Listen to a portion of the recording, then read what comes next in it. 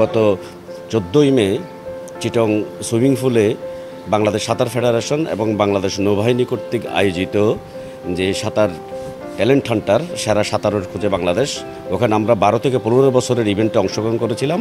আমাদের টোটাল 8 জন শিক্ষার্থী ওখানে ছিল, তার মধ্যে 3 জন ইয়েস কার্ড পেয়েছে। পরবর্তীতে ওরা নৌবাহিনীর একটা শিক্ষাবৃত্তি অর্জন করেছে। ওরা নৌবাহিনী স্কুল এবং কলেজে তারা পড়তে চাইলে ওই পড়ার সুযোগ এবং স্থায়ীভাবে 2 বছরের একটা এই বিকেএসপিতে একটা সাঁতারের উপরে ওরা ট্রেনিংয়ে অংশগ্রহণ করার সুযোগ পাবে।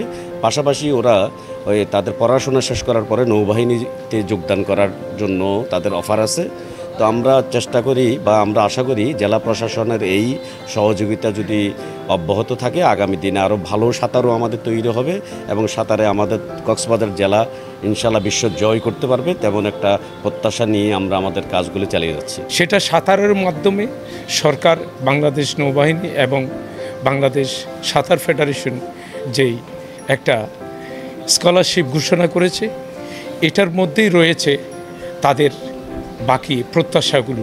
সেখানে তাদেরকে বৃত্তি দেওয়া হবে, শিক্ষা সেখানে ভর্তি করা হবে, তাদের বিনামূল্যে লেখাপড়া করানো হবে, প্রশিক্ষণ দেওয়া হবে, স্কলারশিপ দেওয়া হবে, ক্যাডেটে তাদের সুযোগ দেওয়া হবে এবং ভবিষ্যতে তাদের এই অভিজ্ঞতা এবং অর্জনের মাধ্যমে সেখানে চাকরিতে অন্তর্ভুক্ত করা হবে।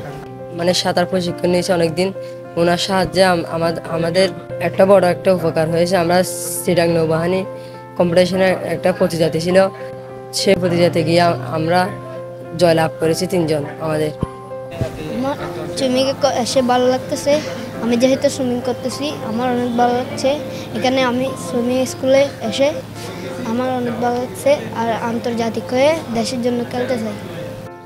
আমার খুবই ভালো লাগতেছে। আমাদের সুইমিং স্কুলে যদি না থাকতাম, ওনারা যদি আমাদের সহযোগিতা না করতো, আজকে এইটুকু আসতে পারতাম না। আমাদের যে জাতীয় পর্যায়ের বিষয়গুলো, প্রতিযোগিতার যে বিষয়গুলো, এদিকে আমাদের একটু নজর রাখতে হবে। আমরা দেখেছি যে এবারে কিন্তু 3 জনই চলে আসছে। ভবিষ্যতে আমি আশা করব যদি আমরা সঠিকভাবে তাদেরকে পর্যবেক্ষণ করতে পারি, তাহলে মনে হয় জাতীয় পর্যায়ে অনেক দুর্দান্ত খেলোয়াড় আমরা কক্সবাজার থেকেই পাবো। বাংলাদেশ তো নদীমাতৃক দেশ। আমাদের দেশে সাঁতার সবসময় একটা সম্ভাবনার জায়গা। আমাদের যুব ক্রীড়া মন্ত্রণালয়ের ক্রীড়া পরিদপ্তরের মাধ্যমে আমাদের কিন্তু এই সাঁতারের শেখার যে প্রশিক্ষণের যে প্রক্রিয়াগুলো, এগুলো চালু আছে। আমরা কক্সবাজারেও সেগুলো জারি রেখেছি।